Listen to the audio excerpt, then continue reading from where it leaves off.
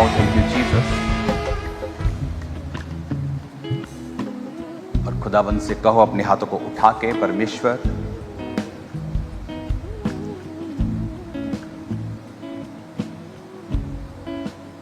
आज तेरा आत्मा मुझे छुए। अपने हाथों को उठाकर खुदावंद से बात करो और कहो परमेश्वर से, परमेश्वर तेरी स्पिरिट आज मुझे टच, आज वचनों की गहराई के द्वारा मुझसे बात करे। तेरा पवित्र आत्मा मुझे छुए और बड़े कार्य मेरी जिंदगी में हो। सर्वशक्तिमान परमेश्वर, आज तेरी ग्रेस को मैं तेरी प्रेजेंस से लेके जाऊं और सब तमाम अंधकार की योजनाएं मेरी जिंदगी, मेरे परिवार और मेरे फाइनेंस से वो खत्म हो जाएं। राइट नाउ परमेश्वर का आत्मा आपके सीड के ऊपर जो आज आप बो रहे हैं, परमेश्वर का आत्मा उसको छू रहा है। अपने बीजों को हाथ में रखें और बाद में जब आप उसे डालेंगे, मैं पहले उस पर प्रार्थना करना चाहता हूं। मेरे पिता, जिस तरह पौलुस ने कहा कि तुम्हारी हर घटी महिमा सहित मसीह यीशु में पूरी होगी, जितने लोगों ने अपने हाथों में सीड उठाया खुदावंद, जो टाइदर्स हैं, टाइथ के साथ आए हैं, तेरा वचन कहता है कि टाइथ बोने वाले के जीवन में कभी घटी ना होगी। तो फिजूल खर्चियों को उनकी जिंदगी से डांटेगा, उनके प्रोजेक्ट प्री मैच्योर खत्म ना होंगे, उनके फल कच्चे ना झड़ेंगे। तूने कहा है कि मैं आशीषों के डैम गेट को खोलकर आशीष को बरसाऊंगा। मेरे पिता, जितने आज टाइथर्स यहाँ मौजूद है, जो टाइथ देने वाले हैं, तेरा आत्मा उन्हें छुए और ब्लेस करे।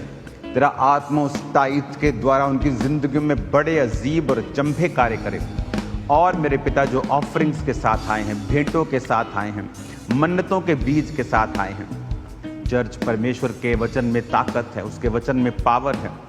बहुत से लोग ये नहीं जानते कि मन्नतों का बीज जब आप बोते हैं, आप एक मन्नत मानते हैं कि परमेश्वर मेरा ये कार्य कर, या मेरा ये कार्य कर, मैं अपनी 1 मंथ की सैलरी तुझे दूंगा, या मैं ये दूंगा या वो, ये एक मन्नत का बीज होता है। जो मन्नत बोने वाले, मन्नत मांगने वाले जो लोग हैं, ये एक सीक्रेट है कि जो मन्नत के साथ प्रार्थनाएं करते हैं, उनकी प्रार्थनाएं ज़्यादा असर लेके आती हैं। जिस तरह हन्ना ने मन्नत को मांगा कि अगर तू मुझे पुत्र दे तो मैं वो पुत्र तेरी महिमा के लिए तेरे भवन में चढ़ा दूंगी।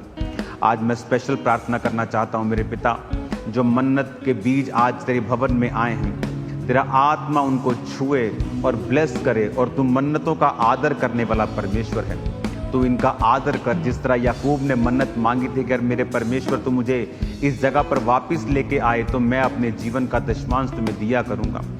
परमेश्वर, आज जो टाइटर्स हैं, जो मन्नत और जो भेंटे लेके आए, वचन में लिखा है परमेश्वर के घर में कभी खाली हाथ नहीं आना चाहिए। मेरे पिता, जो मन्नतों के बीज आज जो टाइट है, जो ऑफरिंग्स है, जो भेंटे तेरे घर में आई हैं खुदाबंद, उन्हें ब्लेस कर खुदाबंद। जब वो तेरे कामों में, तेरे सुसमाचार में, रूहें बचाने में, खुदाबंद अलग अलग तरह के तेरे गॉस्पल के कार्यों में जब जाएं, मेरे पिता, उन मन्नतों को तू, उन भेंटों को तू याद करके जिन लोगों ने वो बोई हैं, उन्हें आशीष और बरकत देना। जिस तरह कुरनेलियस की प्रार्थनाएं और दान याद किए गए थे, आज परमेश्वर का आत्मा आपकी प्रार्थनाओं और दानों को याद करके आपको वो आशीषित करे। मैं आपको जीवित खुदाबंद के जीवित नाम में आशीषित घोषित करता हूँ। आज आपकी लाई हुई भेंटें, ऑफरिंग, स्पेशल बीज परमेश्वर के घर में कबूल किए जाते हैं और परमेश्वर की ओर से आशीषें आपकी जिंदगियों के ऊपर रिलीज की जाती हैं। आज आपका बोया गया व्यर्थ ना होगा और प्रभु आपको बहुत सी ब्लेसिंग दे इस बोने के द्वारा। प्रभु यीशु मसीह के पवित्र और सामर्थी नाम में हम मांगते हैं, आमीन, आमीन। इस वचन को आज हम सुनेंगे और इस वचन को जब हम सुनेंगे उसके बाद हम ऑफरिंग को लेंगे। आज ये इम्पॉर्टेंट जगह के ऊपर आज मैं हूँ, प्रेयर माउंटेन के ऊपर आज मैं हूँ और प्रार्थना कर रहा हूँ पास्टर्स मीटिंग के लिए। और परमेश्वर का आत्मा जो मैसेज पिछले 2 क्रूसेड से दे रहा है, जो मैसेज बेदारी का है, जो मैसेज परमेश्वर की सामर्थ का है, जो मैसेज परमेश्वर जो आप लोगों की जिंदगियों में कार्य करना चाहता है, वो मैसेज जो लगातार परमेश्वर की आत्मा से हमें मिल रहा है। और मैं ये देख रहा हूँ कि परमेश्वर आने वाले समय में नई जनरेशन को तैयार कर रहा है और जो पास्टर्स ऑलरेडी हमारे बीच में हैं, जो ऑलरेडी सेवा कर रहे हैं दुनिया में अलग अलग जगह के ऊपर, उनको परमेश्वर अपनी सामर्थ्य और अपनी कुव्वत और अपनी ग्रेस से भर रहा है। और मैं आप देखो, आप नोटिस करेंगे शैतान के जो अटैक्स हैं, जो शैतान के जो योजनाएं हैं क्रिश्चियंस के लिए, क्रिश्चियंस मिशनरीज के लिए, लोगों के लिए, चर्चिस के लिए, आप अलग अलग न्यूज़ रोज सुनते हैं। आपको लगता है कि परमेश्वर इसको जानता नहीं? क्या आपको लगता है कि ये सब कुछ शैतान कर रहा है और परमेश्वर का इस पर कोई कंट्रोल नहीं है? वचन कहता है कि मिस्र के समय में जब इजरायलियों पर जुल्म किया गया, जितना जितना उन्हें दुख देते गए उतना उतना वो बढ़ते और सामर्थी होते चले गए। मैं आपको स्पिरिट में बता रहा हूँ, अब 2-3-4 दिन के बाद संडे में आपके बीच में हूँगा खामप्या चर्च में। मैं अपनी प्रार्थना को कल और परसों पूरा कर लूँगा। और जो पास्टर सेमिनार होगा, जो खुदाबंद का आत्मा संतों और सेवकों के बीच में जो काम करने जा रहा है वो मार्वलस है। जो मैसेज परमेश्वर से आ रहा है कि परमेश्वर एम्पावर करेगा अपने लोगों को।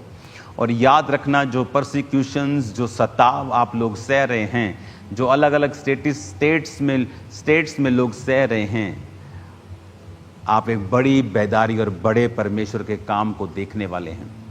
एक बड़ा परमेश्वर का हाथ आप देखने वाले हैं। आपको घबराने की ज़रूरत नहीं है, आपको आनंदित रहने की ज़रूरत है, क्योंकि शैतान जो है तिल मिलाया हुआ, घबराया हुआ, उसे दिख रहा है कि जो उसका राज्य था वो उसके हाथों से निकलता जा रहा है।